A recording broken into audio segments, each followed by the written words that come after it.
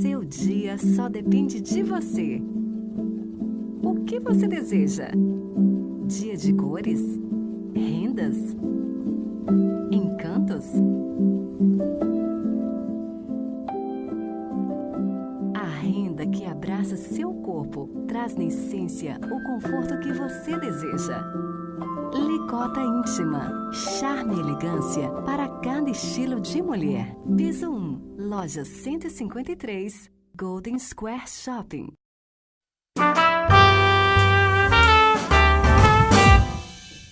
Olá, começando mais um DGABC Entrevista para você.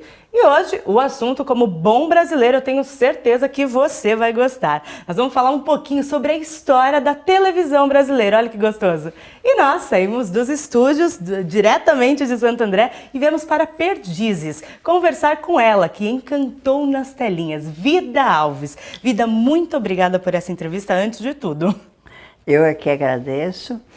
Primeiro, porque gosto do seu jornal, da sua rede, que eu tenho uma ligaçãozinha sentimental e porque eu gosto de jovens.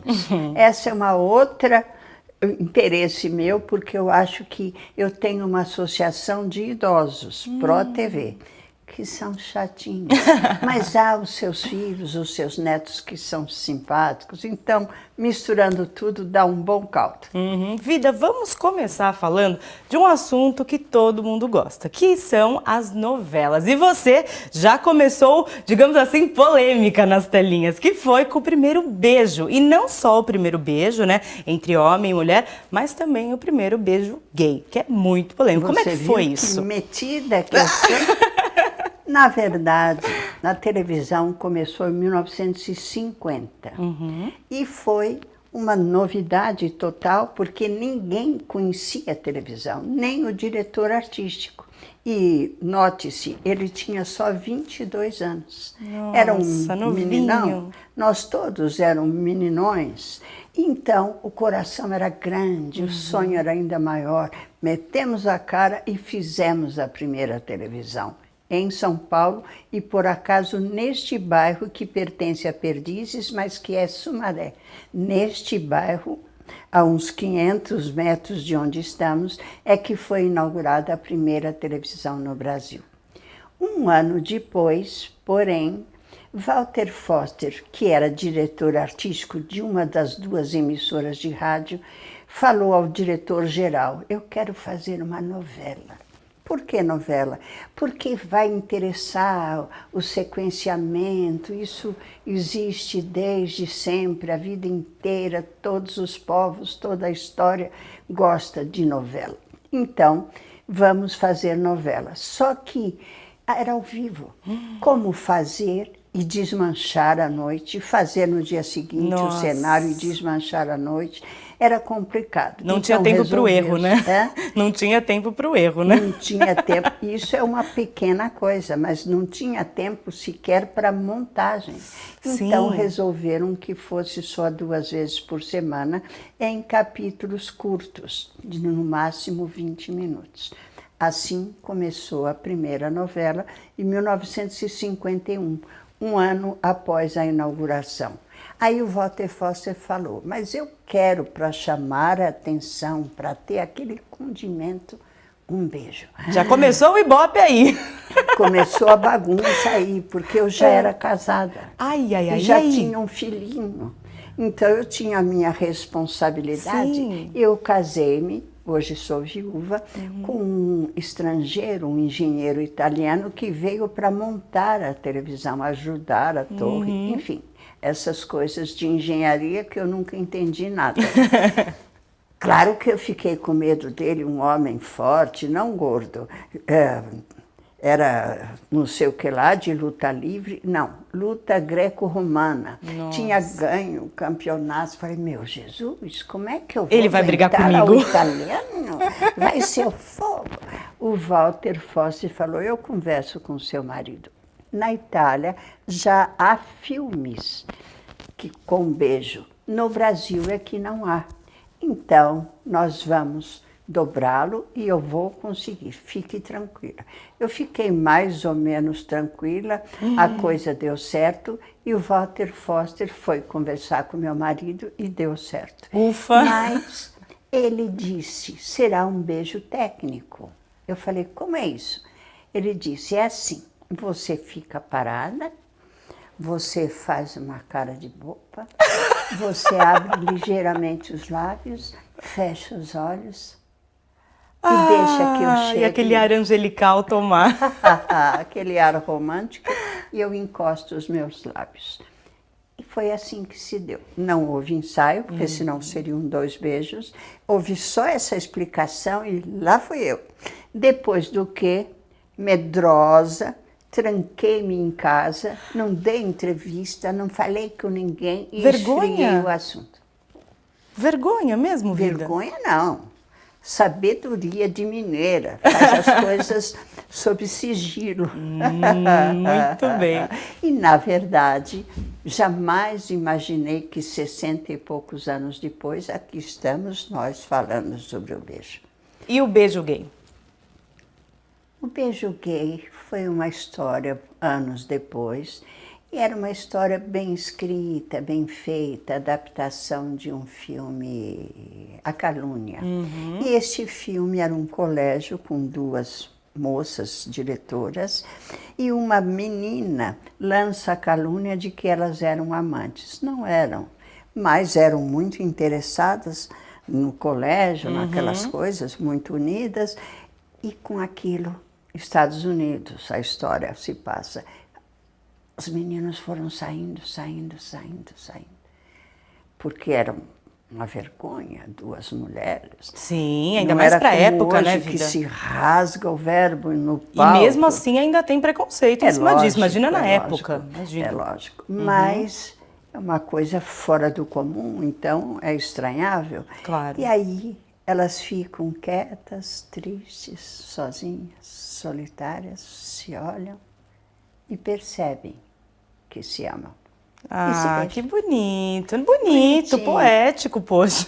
Pois é, poético, bonito e também foi técnico. Técnico, tá aí Como a eu palavra. tinha Existe aprendido. beijo técnico, então? Eu sou Ah, a criadora do beijo técnico. Parabéns. Os beijos de hoje não tem Você já nada não se com responsabiliza. isso. Cada um que responda pelo seu próprio beijo. Vida, falando um pouquinho desse tempo da Era de Ouro, que foi lindo, foi um glamour, foi tudo correndo muito bem, não só para a televisão, mas o Brasil, né, naquele boom. Essa evolução, esse caminho que a televisão começou e segue até hoje, em termos de conteúdo, como você avalia? Você acha que tinha mais conteúdo? Isso era uma questão que preocupava mais do que o Ibope? Como você avalia? Você vai analisar comigo. Ok. A televisão começou, um aparelho custava igual um carro. Então, quem tinha? Eu tinha, porque o meu marido era técnico, era engenheiro eletrônico, logo comprei. Mas os meus colegas não tinham. Me lembro que nesse espaço, porque nós estamos dentro de uma parte da minha casa, neste espaço eu cheguei a chamar colegas para se verem quando começou o videotape, porque ninguém tinha. Era caro. Era a sensação, então, né? Não era sensação. Era um produto caro, então só os ricos tinham. E a televisão foi democratizando, abrandando, alargando, e chegou até cada casa ter mais do que um televisor. Não tem casa pobre que não tem um televisor. Então a programação também foi democratizando, de certa forma, perdendo a cultura, perdendo um pouco aquele elitismo, porque fizemos Shakespeare, fizemos Dostoiévski, fizemos todas as coisas, Graciliano Ramos, e tantos, entre brasileiros e estrangeiros, difíceis de se imaginar dentro de um estúdio. Você acha que o brasileiro ele consegue, porque é o que muitas pessoas falam, que a televisão é a grande escola do brasileiro, se diz muito isso. Hoje, você acha que o brasileiro ele pode se instruir através da TV ou hoje em dia essa visão pode ser um pouco errônea? Ainda é uma escola. Quando eu saí da televisão, porque hoje eu sou presidente de uma associação que lida com a televisão, mas não sou funcionária, não sou atriz. Sim. Sinto saudade, mas não sou. Mas você trabalhou muito. Eu trabalhei muito. Agora estou nessa função que eu acho importante. Uma vez, e quando eu saí, eu fui fazer aulas de comunicação. Junto com a minha filha, criei os cursos Vida Alves de comunicação por todo o Brasil. Nunca vou esquecer que eu estava dando aula para diretores do BNDES, ou seja, gente graduada. E eu pus o tema televisão. E eu fui à frente e depois cada um ia. Gravávamos. Eu sou sempre mais ou menos furona, né? Antes de terem esses... Íamos com câmera, Brasil inteiro. E eu falei mal da televisão. A televisão hoje deseduca porque esqueceram da parte educativa. Aí veio uma moça, uma das diretoras, era uma turma de uns 10 diretores, e ela disse, dá licença, eu vou aqui falar a minha opinião. A televisão não deseduca. Ainda que você tenha motivos de queixa, a educação ensinou as mulheres a amamentarem. A educação ensinou as mulheres a importância da vacinação. A educação faz isso. Nunca mais falei mal da televisão. Só falo aqui, ó, bem cochichadinho. Quando eu vejo algum programa boboca, eu gosto que as coisas preencham a minha cabeça, que ainda tem espaço. Sem dúvida. Eu gosto que as coisas preencham o meu coração, que sempre tem espaço. Mas eu detesto quando enchem o meu saco. Vida, olha, antes de tudo, muito obrigada por essa entrevista, que foi extremamente rica. Nós temos aí pouquinho tempo para conversar, mas é um papo que rende aí outros programas, diversos programas, e sem dúvida você estará com a gente, o convite já está feito e portas estarão abertas futuramente para você em nossos estúdios. Muito obrigada. Muito obrigada a você também, menina bonita. Obrigada, Vida. E o DG ABC Entrevista acaba nesse clima delicioso que vocês presenciaram aqui. Semana que vem tem muito mais. Até lá!